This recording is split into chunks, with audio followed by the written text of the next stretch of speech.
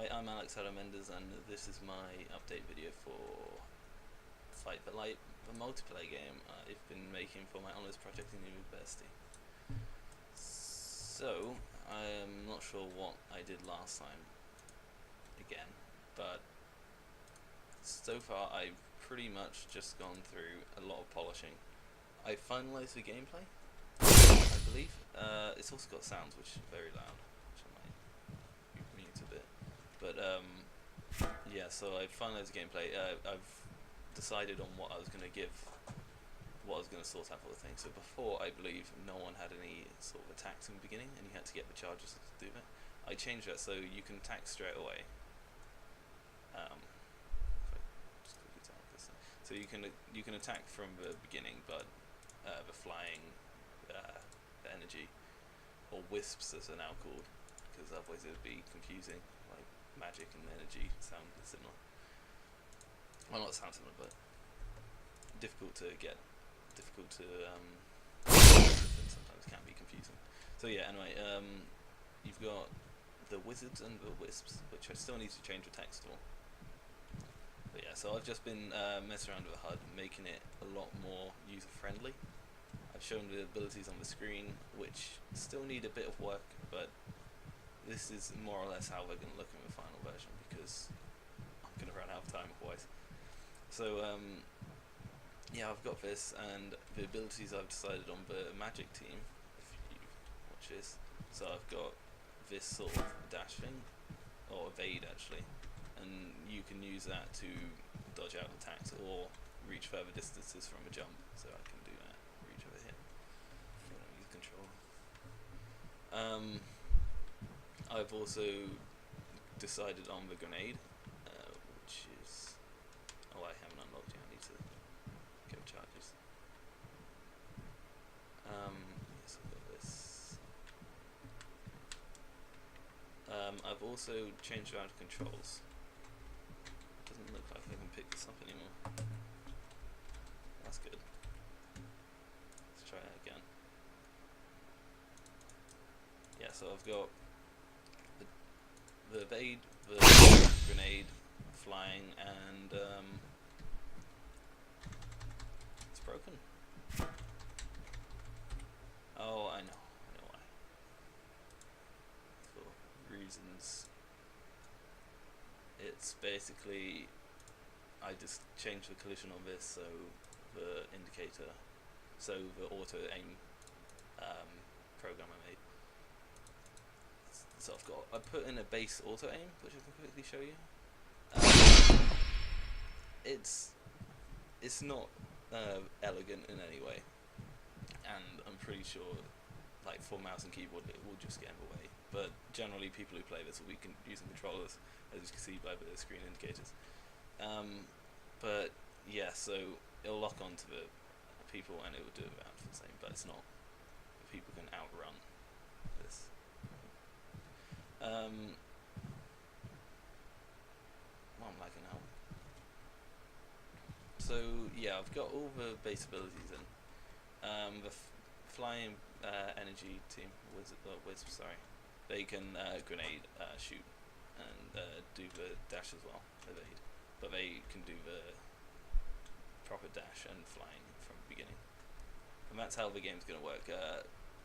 It's ordered differently, so I mean, the wisp will get the grenade first, then the shooting, and then the evade, while magic will get the dash, the grenade, and then flying.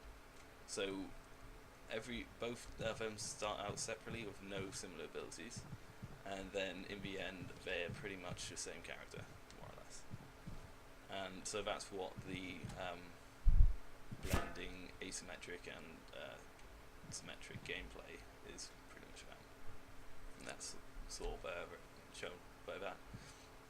So yeah, I've just been working on the abilities and trying to make that, but I think I finished that around around a few weeks ago maybe, and since then I've been working on tutorializing and making it as user friendly as possible, which has taken a long time because I've created this super long intro video.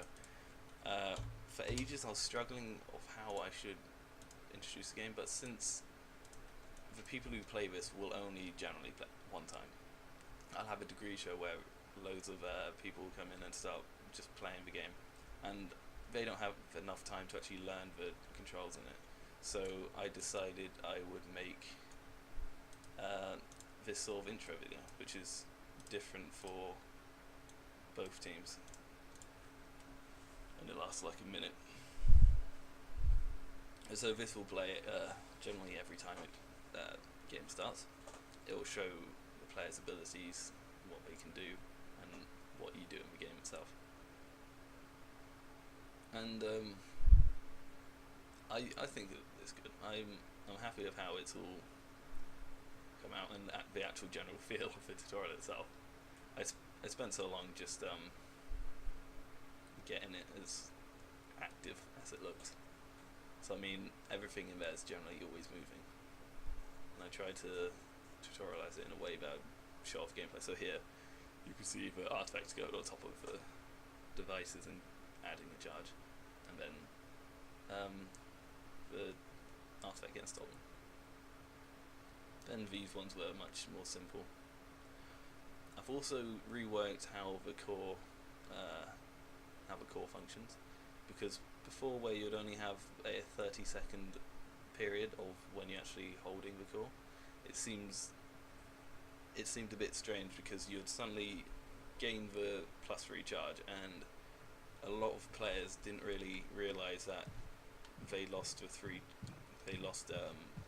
charge from the core. They just saw on the screen that you lost 3 charges, and they had no idea why.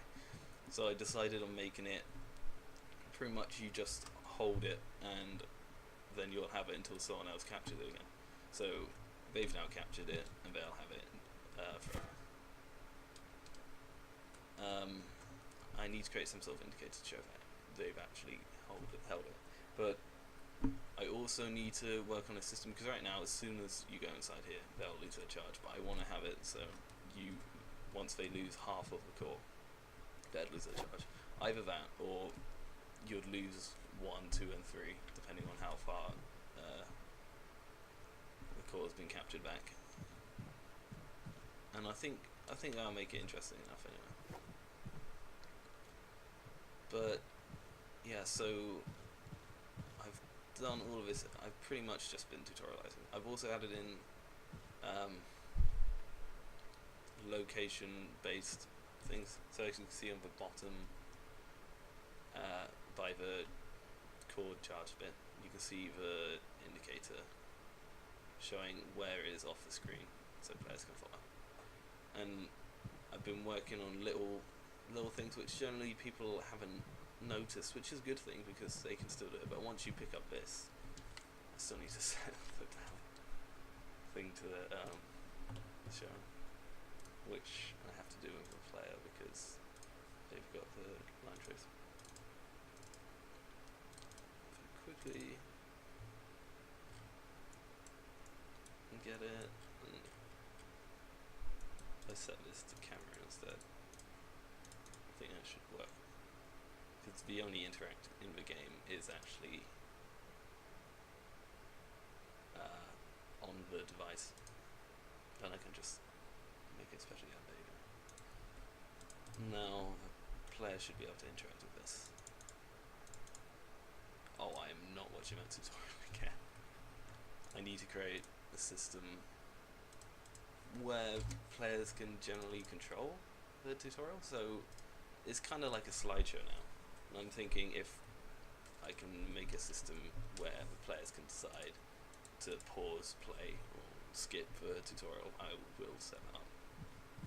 The only problem is I just have to link it between all the players, because right now it's the countdown, which only starts when all the players are ready. So I need to work on it again, so players can watch the tutorial. It's not directly linked to the control. Right, what was I doing here? That's fine. So once I pick up this, if it works, yeah, okay, you can see that they suddenly grow in size and the other 2 devices disappear.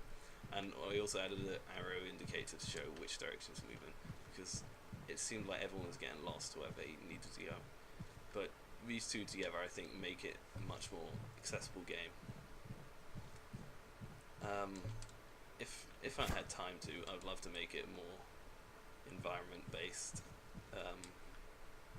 tutorial, but it's just players need to access a lot of information at the same time, and the only way I thought to be able to do that properly is have everything on the HUD.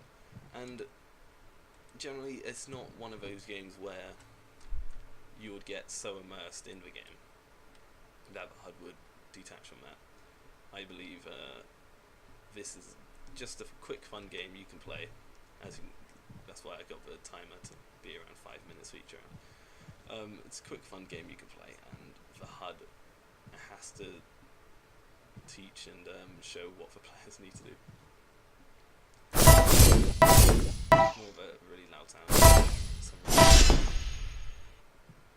But yeah, so I'll finalize the gameplay. And for now, I just am working on making the sounds into the game. As you can see, I've got a few sounds and I've got some footsteps, but I still need to add in more or less most of the sounds in the game. And that is what I'll be doing over the past few weeks. I've got a little over a month to finalize and complete this before I have to hand in, and I think I'm in a good position at the moment. I can, by the end of this week, I can probably stop focusing on this and work on my radio game coming over, which I'm also doing update videos for, and try and get the gameplay functioning back, because right now I am far behind him now and far ahead of this, but I'm happy how it all worked out. I've done a few playtests now with lots of different people, and it seems to be an enjoyable game. They all seem to have liked it, which is good. So yeah, this will be available to play at the degree show, and I'm hoping to get a 3x3 team going, which should make the game interesting, because then you can focus on, you can actually have some teamwork going. I still haven't played 3x3 yet, just because I haven't had the tools and all this stuff to actually do it properly. I haven't had 3 PCs, or so far I've only played it on one.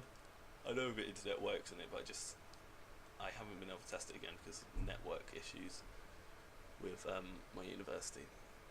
But I hope to be given 6 PCs, if not 4, will be fine. And then I can get people playing, more people playing than ever.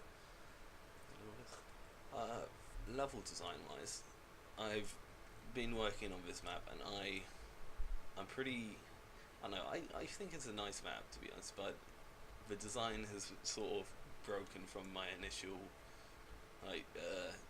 document I was following, and so I drew out a plan and I followed that in the beginning, but because it was just too big, I decided I'll split this map in half, because this side was only meant to be the side for the energy, the wisps, and I realised it would be way too big. So for now I cut it down, ignore all these holes here, because I'm only focused on the design. I can't really art it in time. Yeah, so design wise, I've just been going through and realising that players didn't really get over here in time or something, or they couldn't really access their device easily, and it was such a struggle. I still need to work on a ton of areas, so I need to work on this and make it less open. There was a route around here which was not being used whatsoever, so I just removed it because it seemed unnecessary. But here I'll need to work on some route, maybe have a small little channel where players will get stuck on. Can get ambushed and all this. I added this little hole here, which players can go in and use this to jump out of if you're the magic side. Yeah, I linked this up again and use this to get there, so players can jump up again and get out. But this is a one-way part, and this is like stairs. So my design philosophy when I'm doing this is their energy are flying, and I mean they can get around the map quickly, but in inside areas they are pretty weak and can be killed easily by magic. So I've gone for if I want the magic side to be more powerful, they'd be inside, and doorways seem to be a bit awkward. I'm not sure if this is a good design or not, but as a magic team, it's much more easy to get through doors. As the energy, it's kind of a struggle to get through the doors. So I've been taking advantage of that and adding doorways to actually make it to actually get through. So this doorway here, like, you can get stuck on the edge easily. I mean, I'm been playing this a lot, so I'm kind of used to going through doors, but you have to thread the needle, and it's pretty difficult, and it slows down the players, at least the magic side, so no energy. So I've been taking advantage of that, because at the moment the magic side just seems to be more powerful with their damage they do, which I didn't want to necessarily just have them specialise in, although the energy team were definitely way more manoeuvrable and get around the map quickly, and that's also what I was going to take advantage of. But I didn't want them to just specialise in that, so I've been looking for small ways where the players can benefit over the other. So right now I'm working on a third map, which I'm not sure if I'll finish in time, depending on how much progress I make with coming over, but this map works anyway. This area over here is pretty barren and not used at all, so I'll need to rework this at some point and make it more usable, even if I maybe cut off this back here, just keep this, cut that line. This route here seems a bit unnecessary, so you can either go up here and get straight into the action, or you can go all the way over here, all the way up here and escape. So I'll cut that off at some point and work on that. And this little area here I'm pretty happy with. I think it's a nice, interesting design.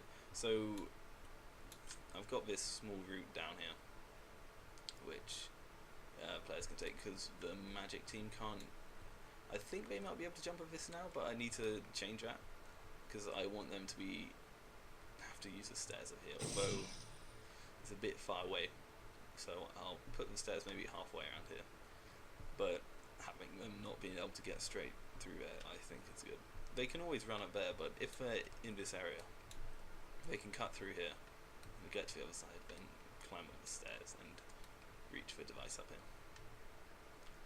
And yeah, so that's the struggle they've gone through. With the magic team, as I've been trying to like benefit them, so I've decided to make these devices more or less open and accessible to the energy team, as well as the same over here. So I can't see the devices, but if I get around I can do it. But the reason I did that, because they can then defend that little section easier. So they've got a small bit of wall. I'll have to remove this actually, this part of wall, because that's sort of blocking their route there, and I generally want this to be defended from front of the map. So I've tried to do that with all the devices where you generally won't have a direct view of it, but if you get to a right angle or close, more or less close to their side, you'll have a better way to actually access the device. Same with here. It seems a bit enclosed though. I'll need to open this up a bit more, but again, I'm trying to make it inside, so it's more difficult for the energy. I've tried to like half and half really. I want one easier to attack, one easier to defend, and same with those two. So I've got this one down here, which is difficult for the energy team because it's underground. They don't have too much room to maneuver, and they've got this sort of stuck position. Then, whereas this one is really open, perfect for them because they can fly straight up, pick it up, and to defend is relatively easy because they can watch the magic team try and climb up here and just take them out, which is always good. So yeah, using the philosophy that I've learned from all the playtesting and all this, I plan to make a whole new map which takes into account everyone's abilities and everyone's skills, and hopefully make a balanced and pretty polished level design. But even if I don't get to make that, I believe this map is relatively fun and interesting enough for level design to be useful. Level design to be taken into account of what I'm talking about.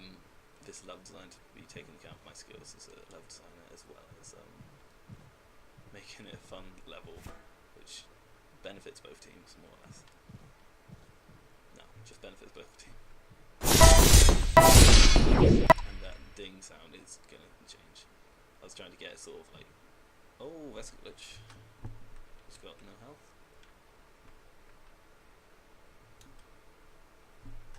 I wonder what happened if I keep coming up with these new glitches that only just appear when I'm doing something important. There we go.